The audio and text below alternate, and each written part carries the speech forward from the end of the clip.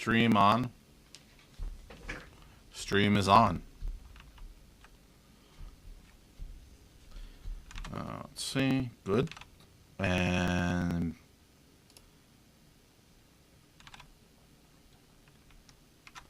this is the Techno Buffet podcast, episode number 598, recorded Thursday, August 25th, 2022, in 5, 4, 3, 2, and 1.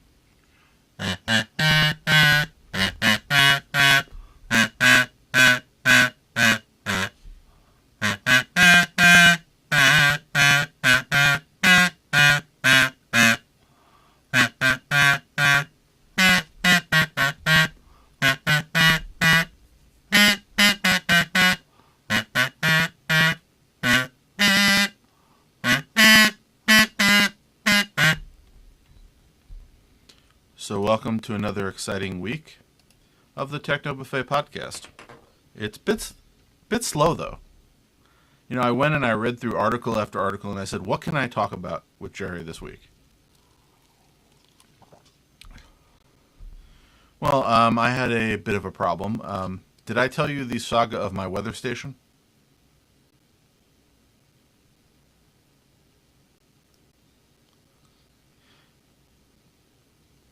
Oh no, I went and tried to get a replacement sensor for the weather station, which is one of two Accurite Atlases that I run. I have two Accurite Atlases, and then my old Accurite 5-in-1 I had shipped to Florida and installed there.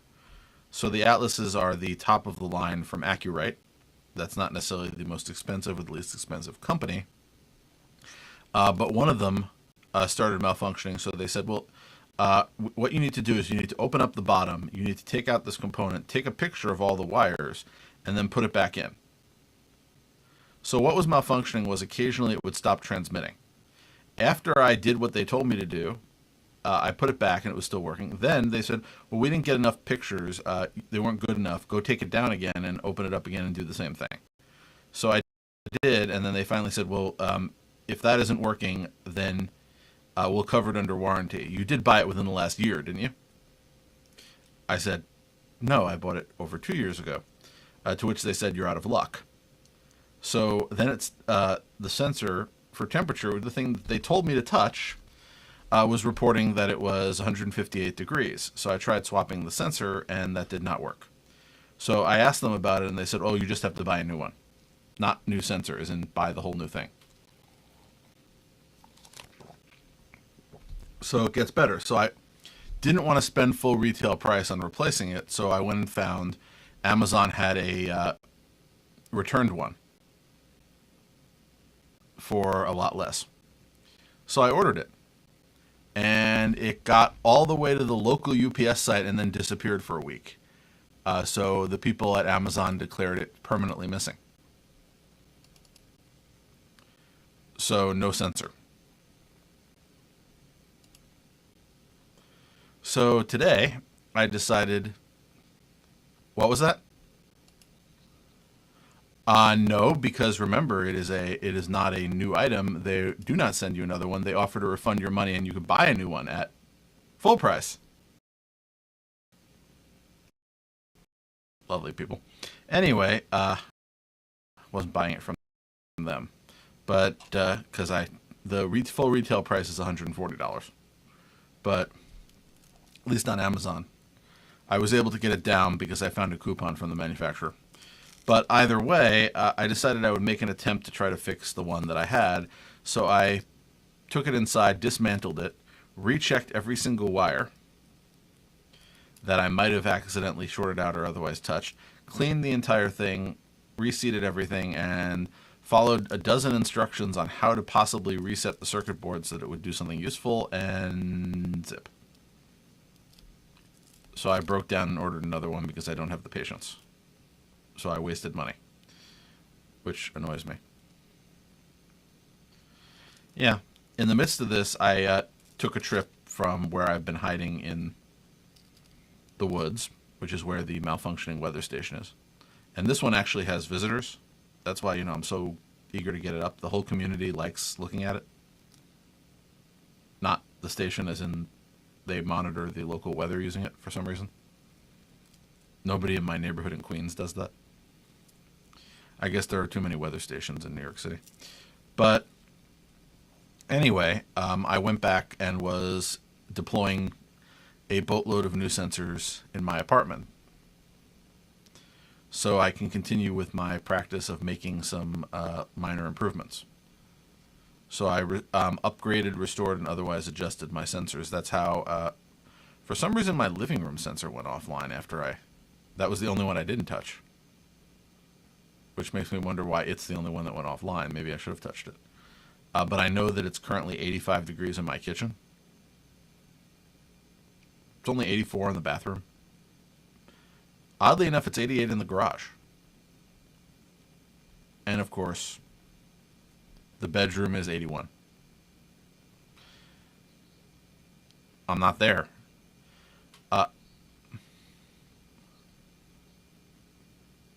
Yeah, but I'm not there.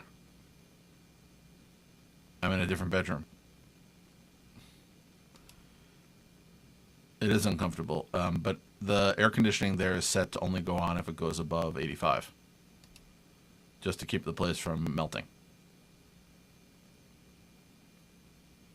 So beyond that, I have run out of sensors, but I created a problem because of this. So I'm going to tell you an amusing story. So this was Monday that I installed all of these sensors. I had a very hard day on Monday, which I think I was telling you about before we started, why my Monday wasn't so good. And I don't want to get into it again with everybody, but it involved a tow truck. So it was a long day. I came home, did some sensor installations, and then Tuesday morning I was working from home.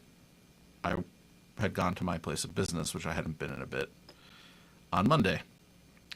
So I tried to connect my work computer and it wouldn't connect. And occasionally the thing loses connection since they gave it to me a few weeks ago. So I tried restarting it, I checked. Then I got out my phone and went to my home computer and everything was working. And I spent about 45 minutes actually trying to figure out why it wasn't working, and I thought it had something to do with my work computer. It turned out it had something to do with my home network. And this is sort of that amusing thing.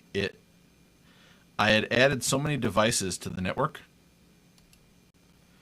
that it had run out of DHCP addresses in the pool.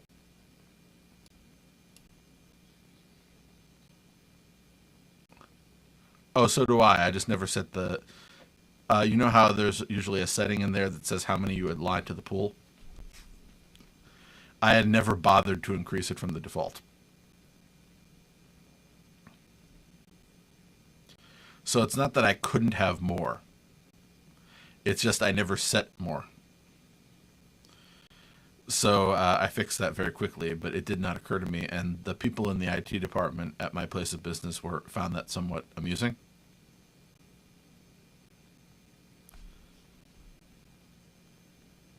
Apparently, they were saying that nobody at my place of business other than me would get into the problem that they had more than, what was the number, 70 devices getting addresses on their network at a time. I don't think 70 is that big a number, do you?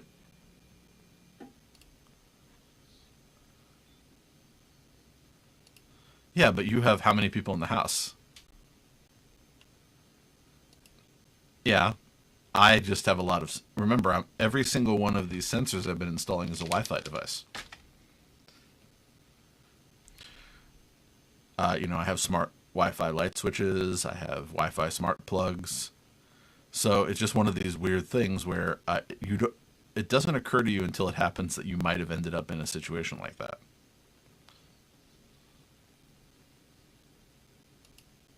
Yeah. I got to 70 and didn't realize it. So I upped the limit.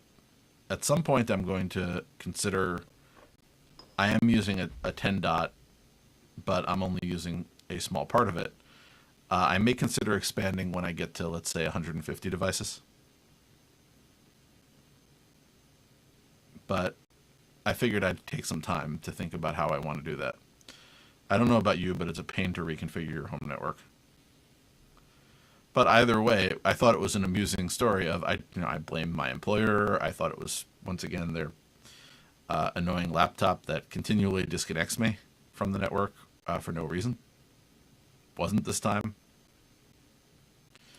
I bothered somebody in IT who was about to get onto a plane, but that's neither here nor there. So that's sort of my more amusing story. And up on my screen, in addition to all this, is the order sheet from Mauser Electronics, because apparently I'm addicted to buying sensors. And I want more. I don't know, is there like an anonymous group for this? Data Gatherers Anonymous? Anyway, that was my week. I did a bunch of stuff with Home Assistant that was related to this and ESP Home because I've been working on having the devices do, I think I mentioned it last time we were talking on our last episode, having the devices do the averaging of the sensors. So they're doing a 24-hour average because I was looking up the air quality statistics. And I think I could actually write the code into ESP Home that would tell me whether or not the air was good or not based on the EPA's recommendation.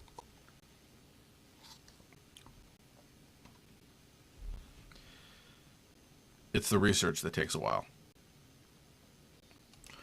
Well, according to this, with let's just say PM 2.5, which is 2.5 micrograms per cubic meter of air, if I remember correctly, it says that good is between 0 and 12 in a 24-hour period.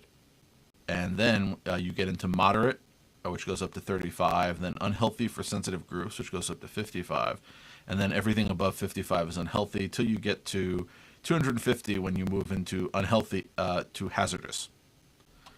So I have to essentially write some very simple code to take the 24-hour number that I just taught ESP Home to calculate and then turn it into essentially the conversion to the quality index. So if I read correctly, ESP Home can do that by you putting in a bunch of conditionals for the ranges and then creating a text-based sensor that will output the various types.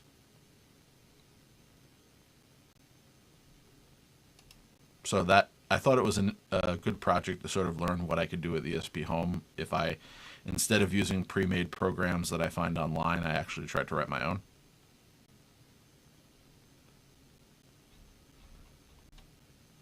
What do you think?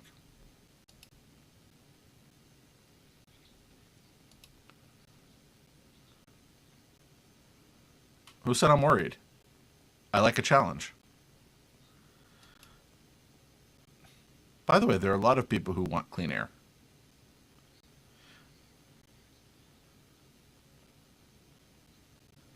I'd like to point out my air is actually fairly clear. But I started being interested in this. Do you remember not the current round of wildfires? Do you remember when there was what was it? Was it 2 summers ago? That there were a lot of wildfires in the Pacific Northwest? And I was talking to a lot of people whose air quality readings went through the roof. I know you don't remember me talking to a lot of people, because why would you?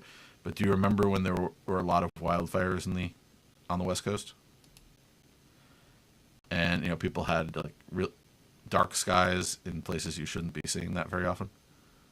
I got interested in sort of the concept of particulates and other things in the air, and it made for an interesting hobby, since I was already interested in weather monitoring.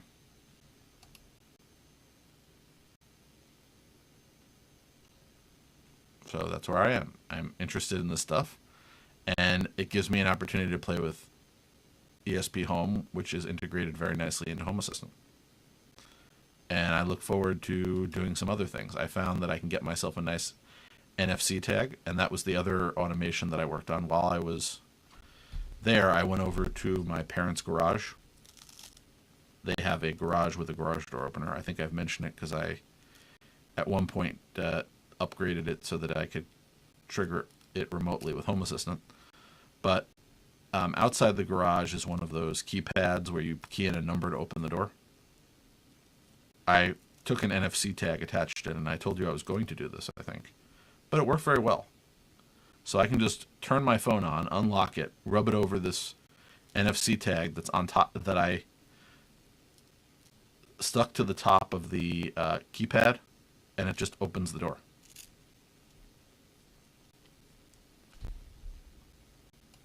So, what was that?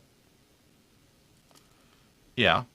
If I, if I'm at the garage and not in a car because the car has a remote.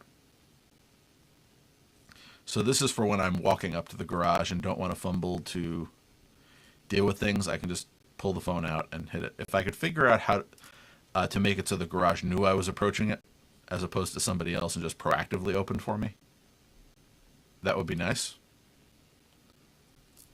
But again, I'm trying different things. So I'm trying, since I bought a roll of NFC tags, I'm trying to figure out what else I could do with them. You wouldn't have any ideas, would you? What other interesting things could I have happen when I rub my phone over a sticker? Well, if anybody has any thoughts. Nobody had any thoughts about the OGG feed. So, OGG listeners, you have until Labor Day to tell me that you care.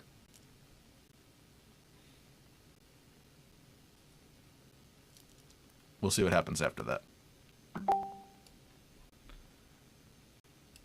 So that's that.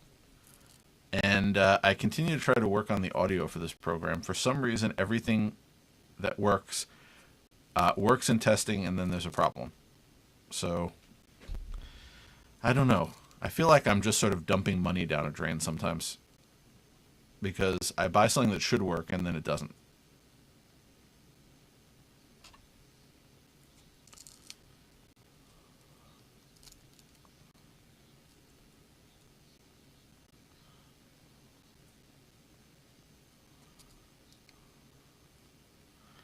Doesn't. Well, it's not so much that. It's if you actually listen to the recording, and you don't because you were here for it, that audio, which is coming directly off of the microphone, sounds good. But for some reason, the split that goes to the computer that you're hearing me on, that's where the problem seems to be. So up until this week, for whatever reason, it was just constantly not recording any audio. And I fiddled with it and got it to record audio. And I have a backup device here that I was trying that would get audio out of it in a different way, but it made the audio too low. So I think I need a power source.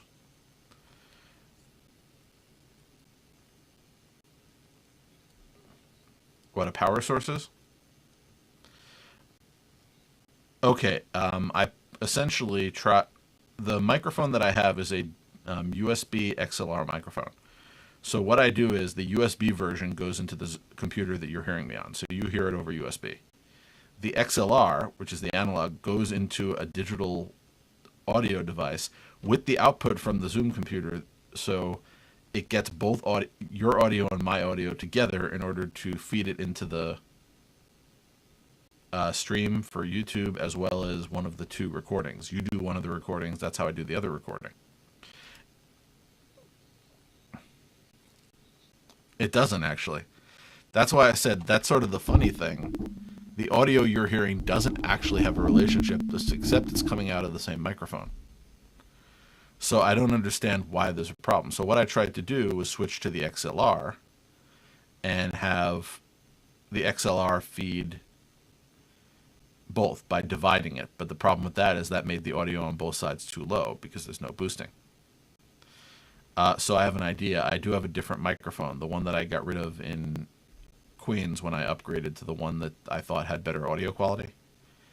I may just bring it here and test it to see if that works better. If it does, I could always consider buying another microphone.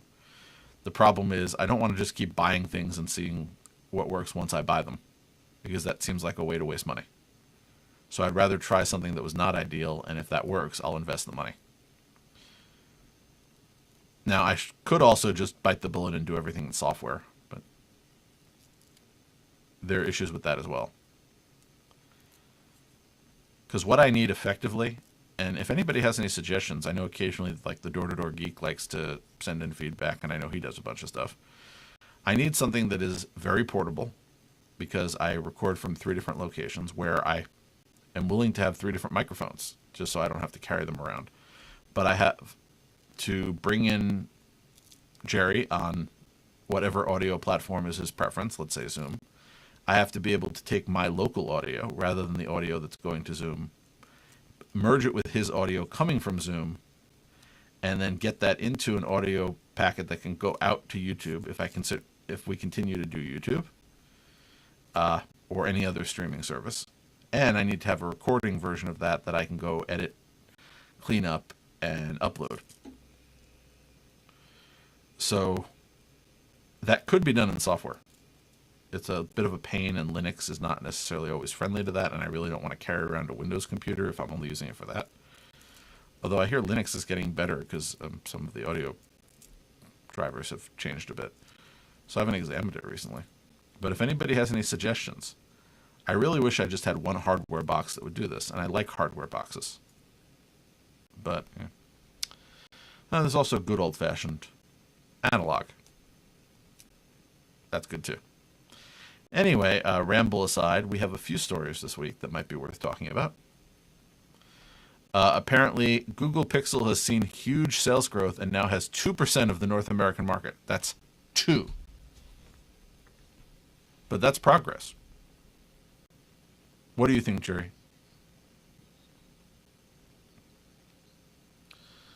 Yeah, I was looking at the numbers from this article, which comes from Ars Technica, and admittedly, not all of the sources that I cite are as well respected as they are. In terms of, they usually do a good research job.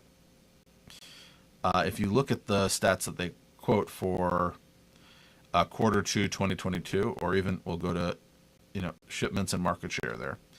It's Apple has 52% of the market share, Samsung 26, Motorola 9, TCL 5, Google 2, and everybody else 6.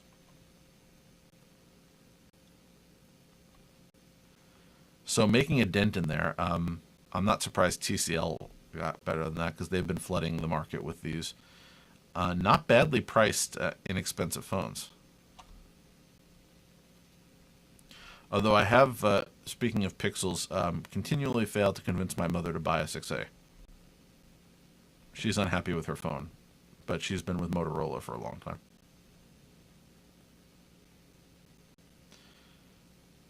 But either way, you look at this, and after Samsung, nobody really has a large percentage of the market. But Google making a dent in there, especially with the problems and the fact that, to be realistic, the Pixel is a niche market.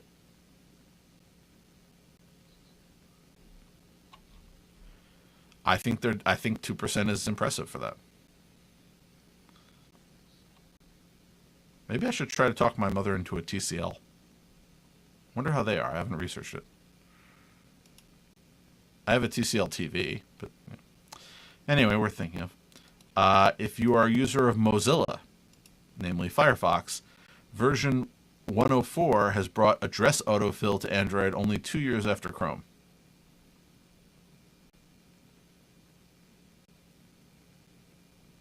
I don't know why that feature took a long time to get in there, because that's been on the desktop for a long time.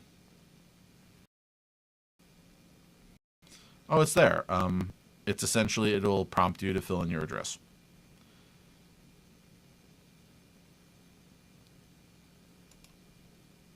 I'll get that a woohoo. Yep. And apparently, according to Android Central, they posted an editorial.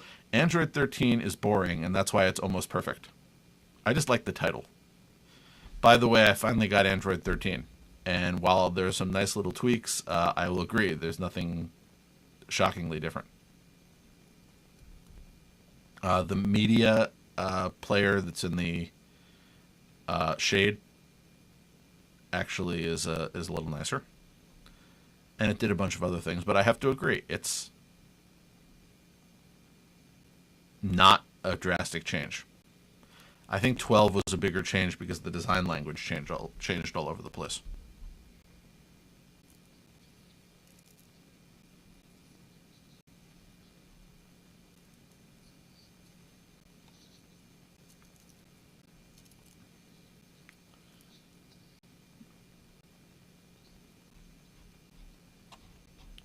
Yeah, and they did a lot of things.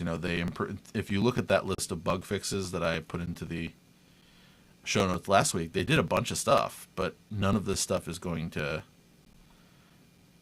shock people.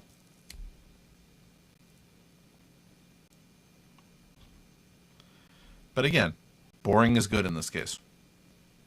Let's all be boring. Moving on to more Google news. Apparently, Google realized that the wake word for its speakers and other assistant devices and meetings did not go well together. So essentially, that's annoyed people with business meet devices and meeting rooms that they decided to turn off hot word detection for while a meeting is going on. So it will only be active when a device is not in a meeting and within 10 minutes of an upcoming meeting.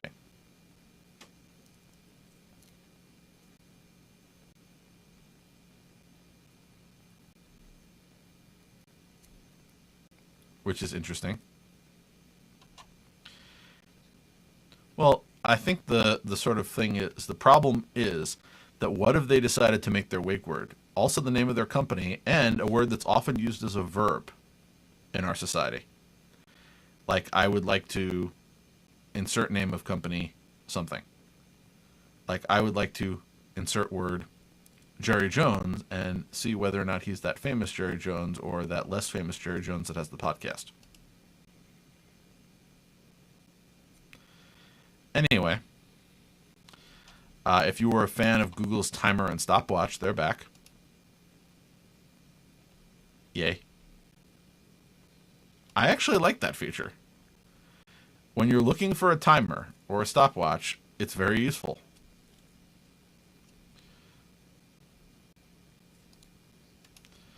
If you are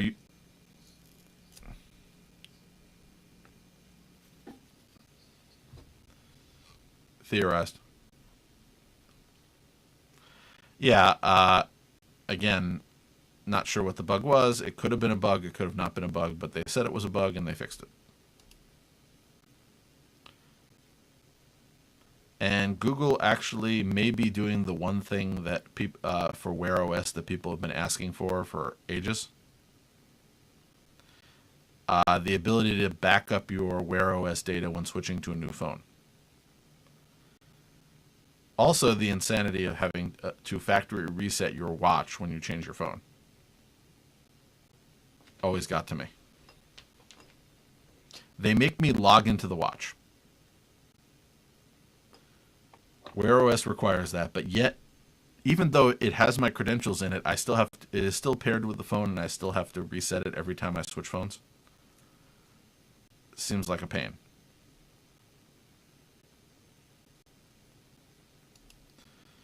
Give me a migration path. Moving on, if you are a user of Sleep as Android, which you know I have used, they're adding support for Google's Health Connect app.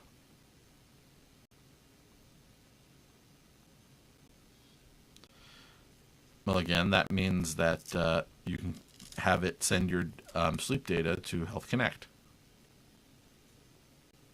So we'll see what happens. Because it is a beta feature because Health Connect is not a thing yet. It's still a work in progress.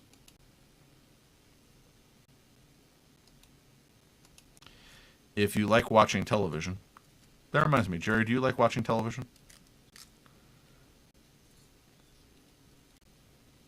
Well, the new season of Lower Decks started tonight, or today, since it starts at... I don't know why, it isn't...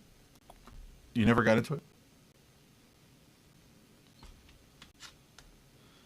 There are good animated shows. I'm not saying all of them are good, but...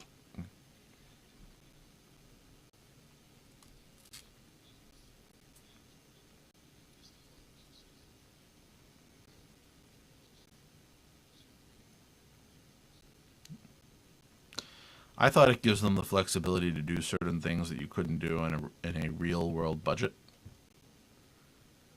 But either way, I know there are plenty of animated things that are not necessarily for the discerning audience. Other than that, I tried what the new Disney one, She-Hulk Attorney at Law. That isn't bad. Not sure if I'm going to watch it in the long term, but I watched the first two episodes and they seemed halfway interesting. And it is a dry season, so that sort of opens up my standards until something better comes along. Other than that, I don't know if there's anything worth watching on a weekly basis lately. But apparently, getting to this, for the first time ever, more people watch streaming than cable.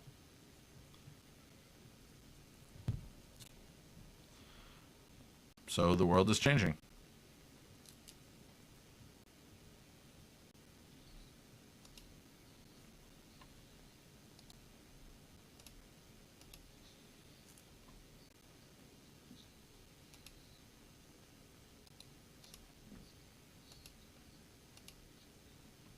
Well, again, things may settle out to something.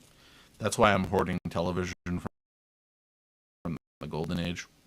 Like when, so I'm picking shows that I might want to watch if the entire entertainment industry collapses. But we'll see. There might be some interesting things in the pipeline. I hear they're rebooting Quantum Leap. I got a kick out of that show. Yeah, you didn't hear that? It's September. Oh, let's see. What's the date on that? It's the. I think they just here we are. It's premiering September 19th on NBC. And the reboot of Quantum Leap, which is more like a sequel, will be starting on NBC on September 19th, so in a few weeks.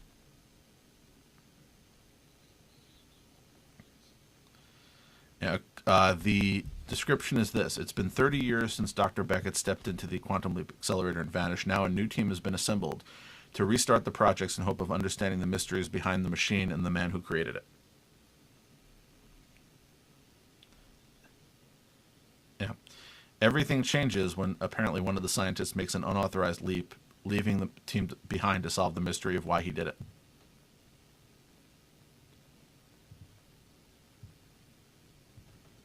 So apparently, Don Belisario, who is the creator and executive producer, is back along with Deborah Pratt, who was very involved in the original show. So, who doesn't ring a bell?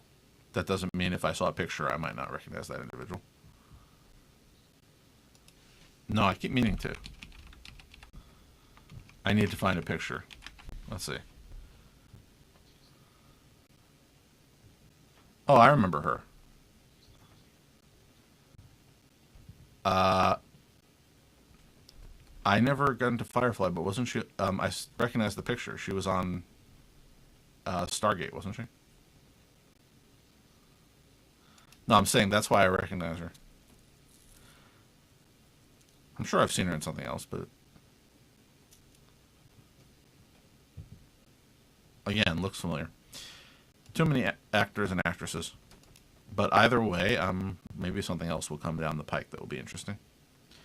Around this time of year when they start launching shows, I go to one of those sites that tells me about all the new shows that might be coming, and then I make a list of the ones that I might want to actually watch. And then I try watching them for one episode, and if I don't hate it, I might watch it for two episodes, and if I continue not to hate it, I might watch it more. I'm not always as systematic about it, but I just essentially figure I should give some things a shot. Otherwise, I have my collection of classics, which is still growing. And in one final story, apparently a Android upgrade party is not what you might think it is. So this is from the people of... One would think so, but I don't know if that's a party. But apparently it is a educational option. So Pixel phones have a essentially tutorials that showcase what has changed with a previous release, and that option is also available for other manufacturers to use. So it is the term for when you upgrade, giving you an introduction to the changes in your system. So that feature is called the Android Upgrade Party feature, apparently.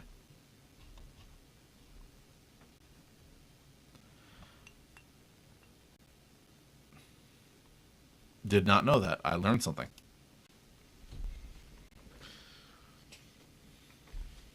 So, do you have any plans for any interesting home automation or other projects between now and next week that I could, if you don't do them, ask you about next week, and you could say I did them or I didn't do them?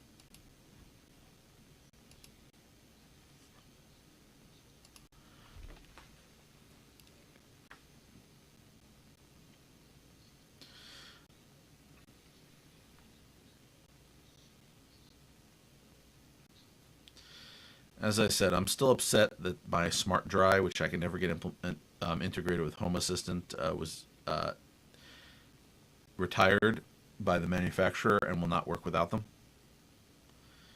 So I need another way to know when my dryer is stopped.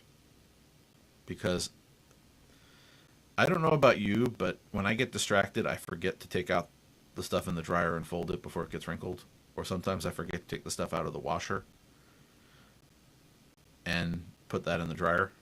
But the washer is easy because it's 115 volts and I can tell whether or not that's running by a energy monitoring plug.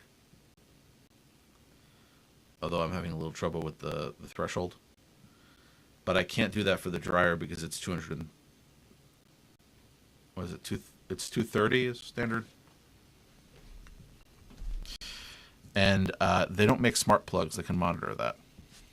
And I don't really want to wire up a clamp just to figure out what my washing machine is up to. Tried it, didn't work. It doesn't vibrate enough, I guess. What I really thought about doing was taking the Smart Dry that just died, opening it up, and trying to see if I could replace the board in it with something else.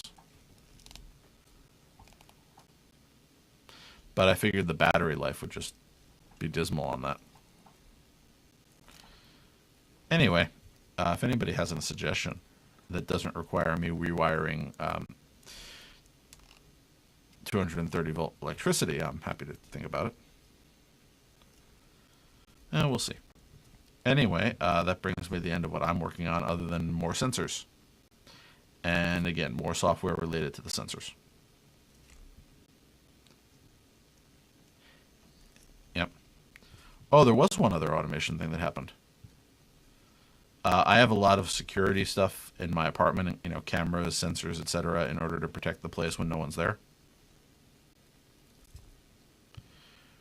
So I came back here on Tuesday, and I drove my parents here, who were also in Queens with me. They came down because they had a doctor's appointment while I was going to my office. On Tuesday, they came over and drove from my place all the way back up here where I've been staying. And as I said, they live elsewhere in the same building.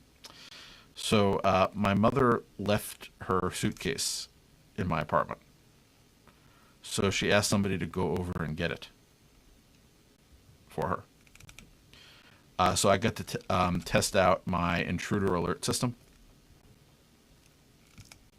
that's running through Home Assistant. Apparently I scared the Good Samaritan who went to go and bring her suitcase to her by a bunch of Google Homes yelling intruder alert at them. But on a positive note, it worked.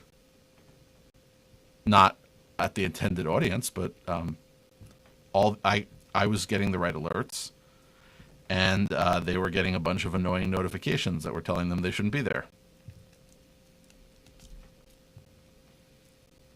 So I feel more secure now.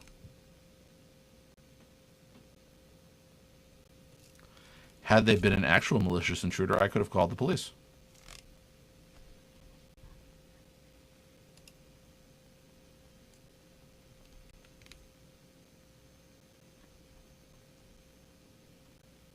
No comment, Jerry?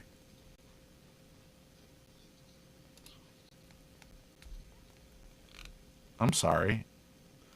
I don't know what to do anymore. Oh well, I'll keep working at it. Why don't we take that as an opportunity to say goodnight? Good night, Jerry.